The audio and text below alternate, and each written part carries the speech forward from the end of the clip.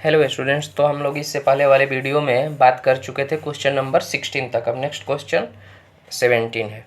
Class 8 RS Agarwal book exercise 8B word problem.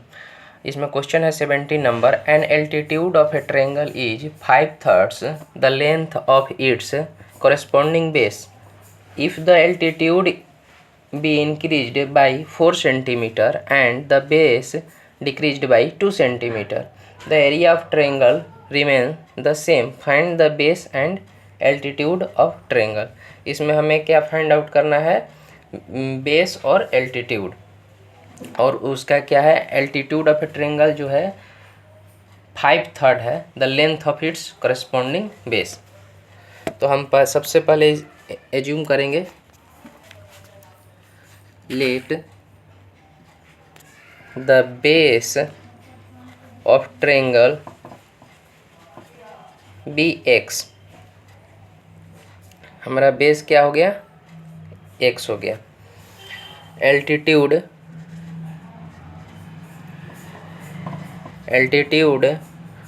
B 5/3 5/3 into x 5/3 5x/3 हो गया। ये हो गया हमारा एल्टीट्यूड हो गया और बेस हो गया। अब हम न्यू ट्रायंगल, ये हमारा ओरिजिनल हो गया और न्यू, जिसमें डिक्रीमेंट हो रहा है कितना? बेस में 2 सेंटीमीटर और इंक्रीमेंट हो रहा है एल्टीट्यूड में 4 सेंटीमीटर का।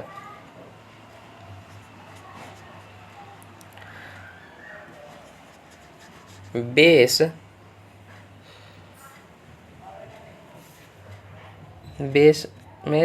हम कितना एज्यूम किए हैं? एक एक्स, तो यहाँ कितना हो जाएगा? x-2, क्योंकि the base decreased by 2 centimetre and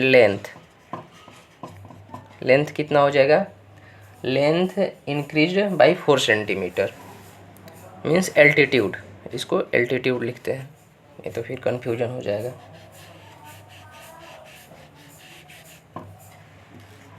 altitude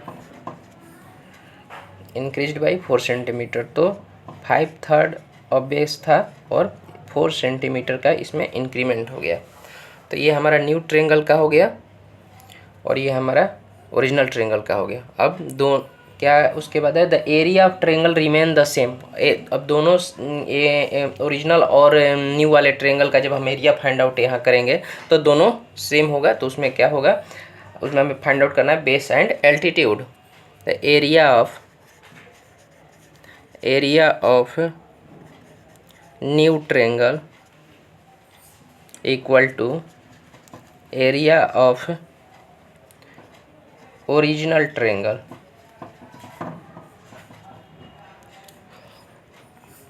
formula क्या होता है? Half base into height means altitude. ये हो गया हमारा बेस और 5x/3 + 4, ये हो गया हमारा एल्टीट्यूड। और ओरिजिनल वाला side half x into 5x/3। अब हम क्या देख रहे हैं? दोनों साइड हाफ हाफ है, तो यहीं इसको कैंसिल आउट कर देते हैं, कैलकुलेशन इजी हो जाएगा। और इधर x-2 हो गया और ये हो गया कितना? 5x, यहाँ कुछ भी नहीं है मीन्स 1 है, तो दोनों कैल्शियम 3 हो गया और 12 हो गया ये। और इधर 5x²/3, ये x 5x में मल्टीप्लाई हो गया और ये इसमें मल्टीप्लाई है। तो x-2 into 5x + 12/3 equal to 5x²/3। दोनों साइड डेनोमिनेटर सेम है तो ये कैंसिल आउट हो गया। अब हमारा सिर्फ नोमिनेटर बचा दोनों side. New triangle of area और original triangle of area. x-2 into 5x plus 12 equal to 5x square. अब हम इसको सॉल्व करते हैं। 5x square plus 12x plus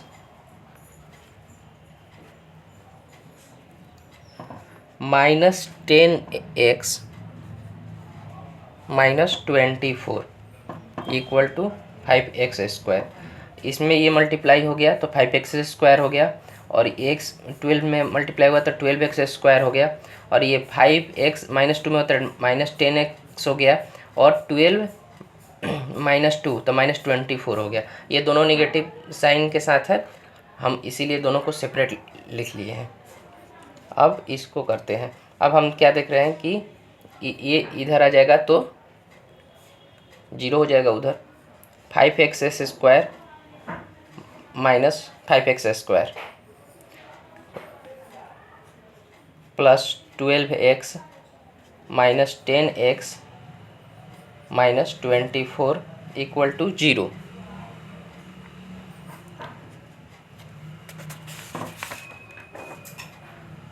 तो ये कैंसिल आउट हो जाएगा माइनस प्लस, और ये 12x और माइनस 10x तो 2x बच जाएगा, और ये -24 इक्वल टू 0। तो 2x इक्वल टू हो जाएगा 24, तो x इक्वल टू क्या हो जाएगा 24/2 मीन्स 12, x इक्वल टू 12।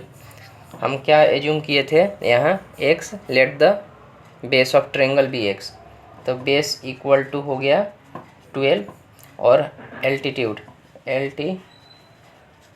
हो गया हमारा 5/3 ऑफ बेस, तो ये कितना हो जाएगा 60। यहीं इसका कैलकुलेशन कर लेते हैं, 3 से 4 टाइम्स में मीन्स 20 सेंटीमीटर, और ये 12 सेंटीमीटर। ये हमारा हो गया बेस हो गया, और ये हमारा हो गया altitude. Find the base and altitude of triangle, ये ओरिजिनल ट्रायंगल का हो गया। Thank you. अब हम नेक्स्ट क्वेश्चन पर चलते हैं, इसको इरेज कर देते हैं पहले।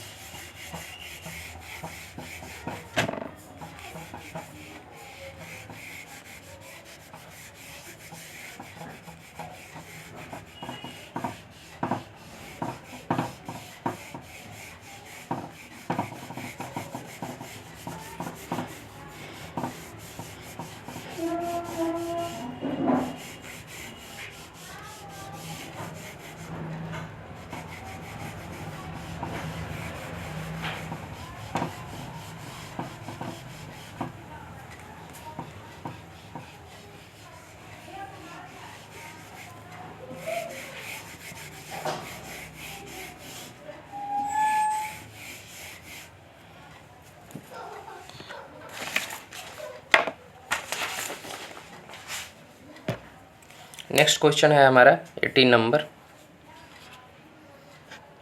क्वेश्चन क्या है, 2 angles of a triangle, 2 angles of a triangle is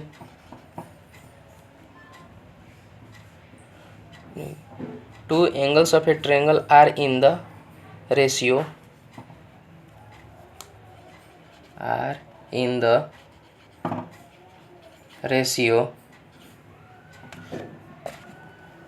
4:5 if the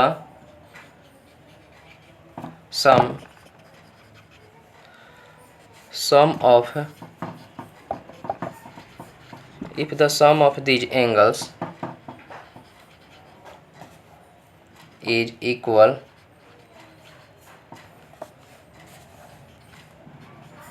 to the third angle,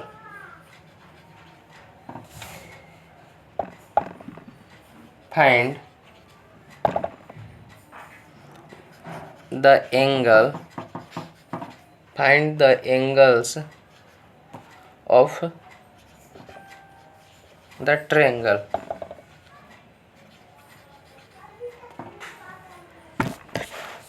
अब इसको करते हैं. Two angle of a triangle are in the ratio 4:5. Yeah.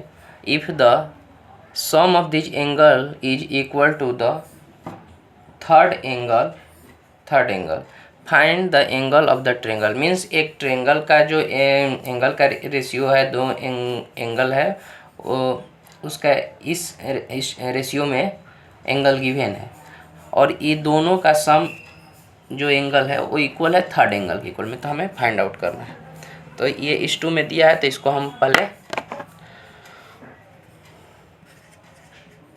Solve करते हैं. तो लेट the first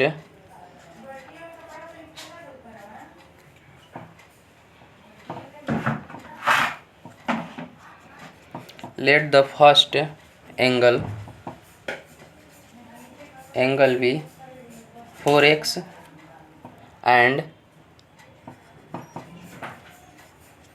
second angle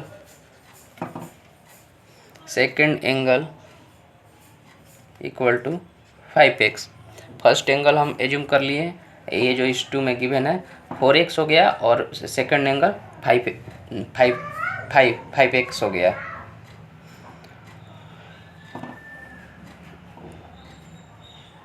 और ये दोनों का जो सम है वो थर्ड एंगल है. Third angle equal to 4x प्लस 5x मीन्स 9x है. we know that sum of all angles of triangle is 180 degree. Sum of all angle of a triangle is 180 degree. अब इसको solve करते हैं. 4x प्लस 5x और third angle कितना है 9x. इन दोनों का सम है थर्ड एंगल, तो हम यहाँ इसका सम ले लिए हैं इक्वल टू 180 डिग्री. अभी कितना हो जाएगा 4x 5x 9x, तो 18x इक्वल टू 180 डिग्री. तो x इक्वल टू हो जाएगा 180 बाई 18. तो ये हो जाएगा 10 times. Means x equal to 10. x का वैल्यू यहाँ 10 आ गया. अब हम first angle 4 into 10 means 40 degree. Second angle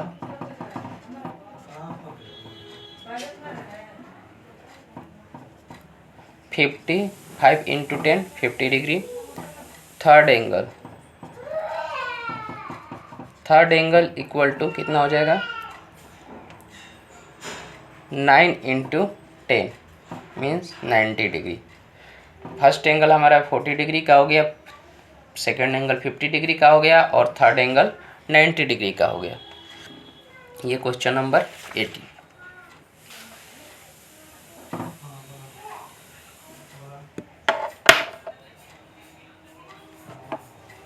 erase करते हैं. अब इसको नेक्स्ट क्वेश्चन पर चलते हैं 19 नंबर पर.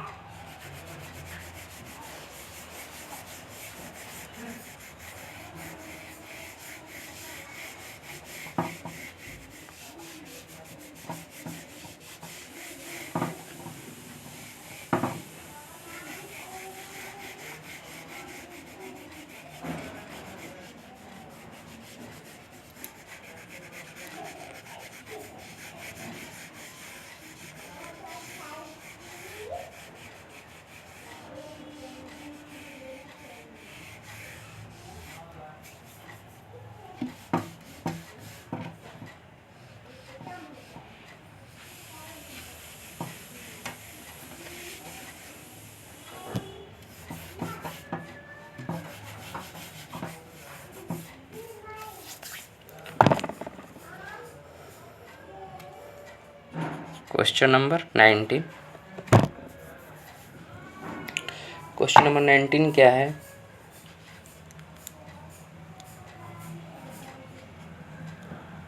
A steamer goes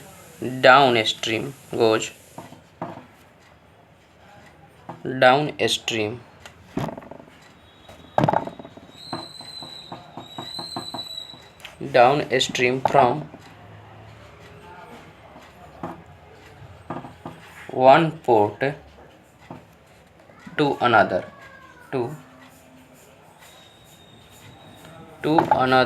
in 9 hours. It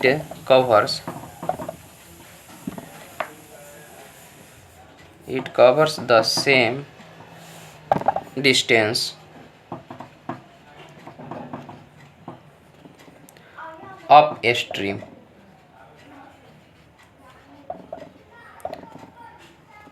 in 10 hours. If the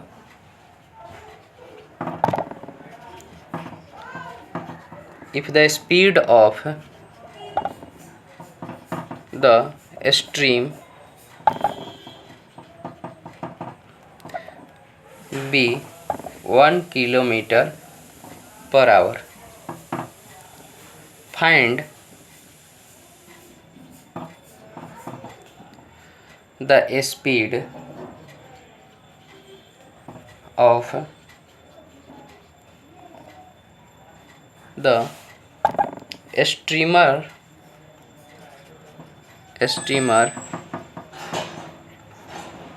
in still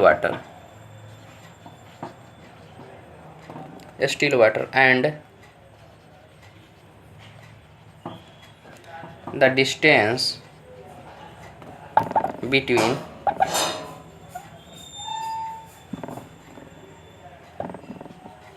the ports. A steamer goes downstream from one port to another port in 9 hours. और 9 hours में समय लगता है उसको वन पोर्ट से दूसरे पोर्ट पर जाने में in down stream. It cover the same distance up stream in 10 hour. उस सेम डिस्टेंस कवर करता है 10 आवर्स में. और if the speed of steamer be 1 kilometre per hour. और जो स्ट्रीम का स्पीड है वो है 1 kilometre per our. Find the speed of the streamer का हमें स्पीड फाइंड आउट करना है और डिस्टेंस बिटवीन पोर्ट. तो हम पहले एज्यूम करेंगे कि स्टिल वाटर में स्टीमर का क्या स्पीड है. ठीक है, सॉल्व करते हैं इसको. Late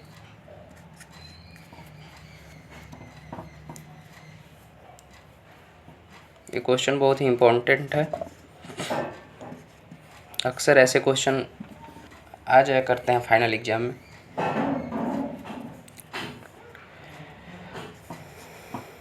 late the speed of steamer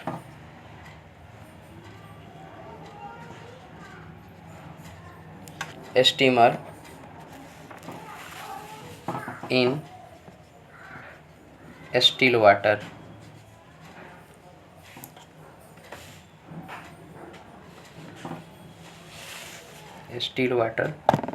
B x. हमारा एक्स एज्यूम हो गया. Let the speed of steamer in still water be x kilometre per hour. Speed of down stream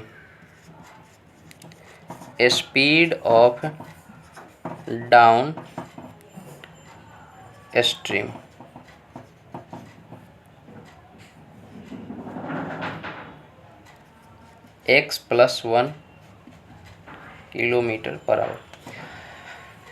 down stream upstream यहाँ ये है कि जैसे ये river हो गया, उसका फ्लुएशन इस साइड से इस साइड है, तो हमारा जो बोट है, स्ट्रीमर है, वो इसी के लॉन्ग साइड, इसी के साथ जा रहा है। जिस साइड फ्लो है रिवर का, उसी साइड उसके फ्लो के साथ जा रहा है, तो वो उसको हम बोलते हैं डाउन स्ट्रीम। और अप स्ट्रीम इसको बोलते हैं जब स्टीमर हमारा अपोजिट साइड से जाएगा। हमारा रिवर का फ्लो इधर से इधर है, मीन्स वेस्ट से ईस्ट है, तो हमारा बोट आएगा ईस्ट टू वेस्ट, तो इसको हम बोलेंगे अप स्ट्रीम। तो डाउन स्ट्रीम में जा रहा है जब स्पीड ऑफ डाउन स्ट्रीम, तो इसमें +1 हो जाएगा, जो हम एज्यूम किए हैं स्टिल वाटर में, क्योंकि उसमें हमारा 1 किलोमीटर प्रति आवर्स क्या है, रिवर का जो है या जो फ्लो ऑफ वाटर है उसका स्पीड है। इसको इरेज कर देते हैं, बस जस्ट समझाने के लिए इसको लिखे थे, इसका कोई यहाँ रोल नहीं है। अब speed of up stream, speed of up stream हो जाएगा x-1 किलोमीटर पर आवर। यहाँ माइनस हो गया क्योंकि ये अपोजिट साइड है।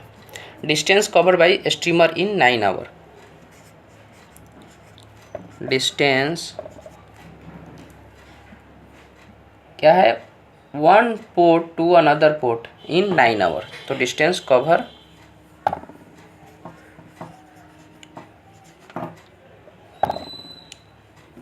By steamer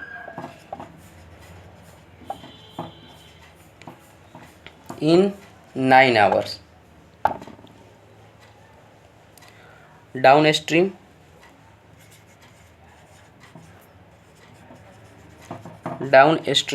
equal to steamer goes downstream from one port to another port in 9 hour। तो 9 इंटू हमारा डाउन स्ट्रीम का क्या है, ये x+1 किलोमीटर इतना है, और टाइम ये है, और distance cover in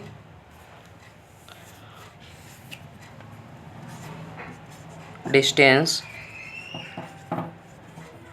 covered in 10 hours. और उसको कितने समय लगते हैं, it covers the same distance up stream in 10 hours. Distance cover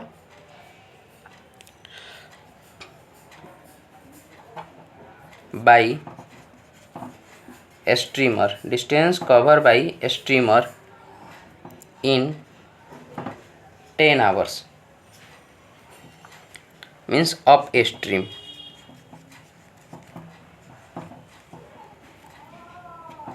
up stream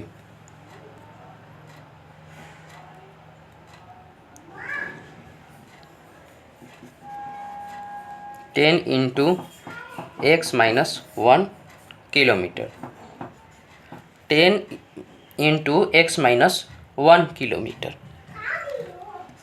तो ये कितना हो जाएगा। अब हम दोनों को इक्वेट कर देंगे, ये डाउन स्ट्रीम और अप स्ट्रीम को, तो 9 into x+1 equal to 10 into x-1।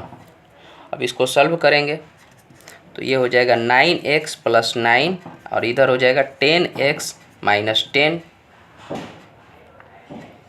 तो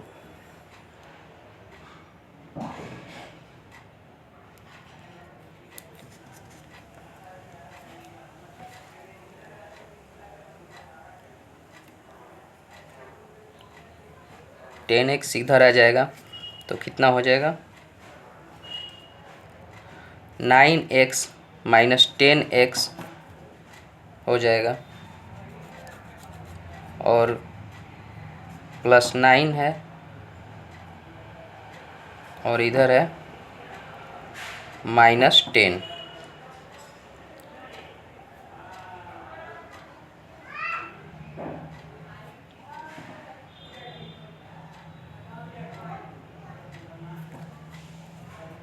तो ये हो जाएगा -9x + 9 =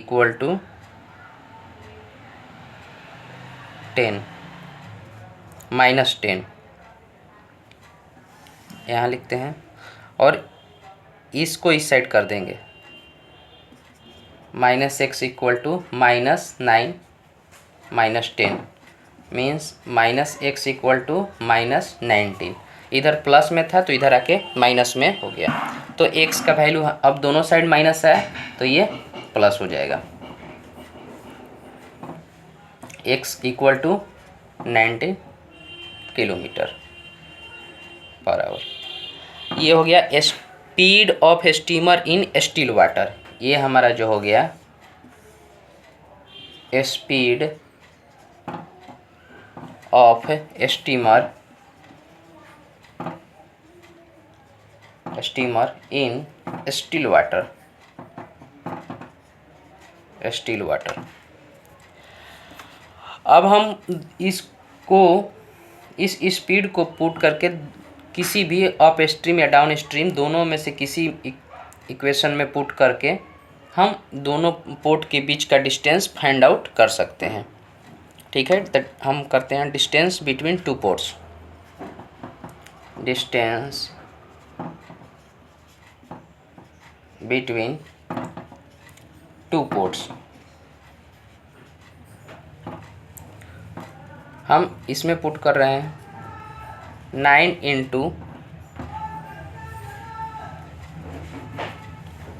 x + 1, तो कितना हो जाएगा 9 × 90 + 1 मीन्स 9 × 20।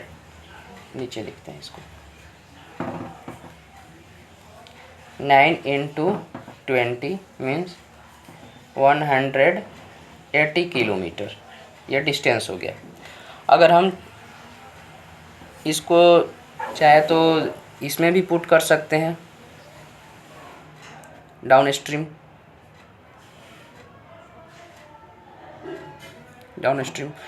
सॉरी, ये डाउन स्ट्रीम पुट गए, अप स्ट्रीम में भी पुट कर सकते हैं। तो अप स्ट्रीम में भी पुट करके देख लेते हैं। और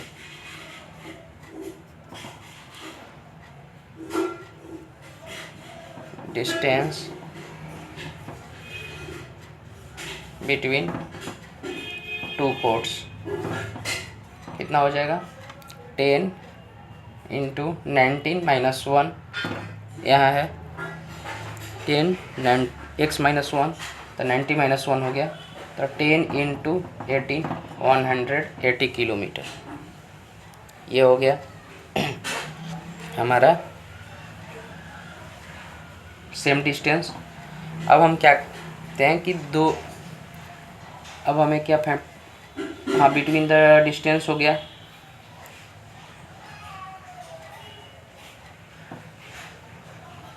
find the speed of steamer in still water. तो ये हो गया speed of steamer in still water 19 km/h हो गया। And the distance between port, ये डिस्टेंस बिटवीन पोर्ट हो गया हमारा। अप स्ट्रीम या डाउन स्ट्रीम दोनों में पुट करके हम फाइंड आउट कर सकते हैं। इसको चेक भी कर सकते हैं, पर उसकी कोई रिक्वायरमेंट नहीं है इस क्वेश्चन में, तो उसको रहने देते हैं।